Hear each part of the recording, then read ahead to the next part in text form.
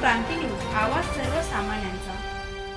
या बातमीचे प्रायोजक आहेत सूर्या ट्रॅक्टर्स, शेतकऱ्यांचा खरा साथीदार फक्त power track Surya tractors, Kalwan आणि कनाशी येथील सूर्या ट्रॅक्टर्स शोरूमला आजच भेट द्या।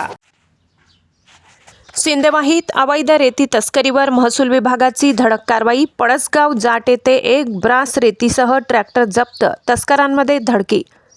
सिंदेवाही महसूल विभागाने अवैध रेती तस्करीवर मोठी कारवाई करत शुक्रवारी 28 नोव्हेंबर रोजी रात्री दरम्यान रेतीची चोरटी वाहतूक करणारा ट्रॅक्टर जप्त केला।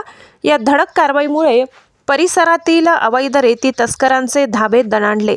मिळालेल्या माहितीनुसार सिंदेवाही तालुक्यातील पळसगाव जाट परिसरात महसूल विभागाचे भरारी पथक गस्त घालत असताना संध्याकाळी 7:30 सुमारास क्रमांक नसलेला संशयित ट्रॅक्टर थांबविण्यात आला। तपासणी करताना ट्रॉलीमध्ये एक ब्रास रेती आढळून आली।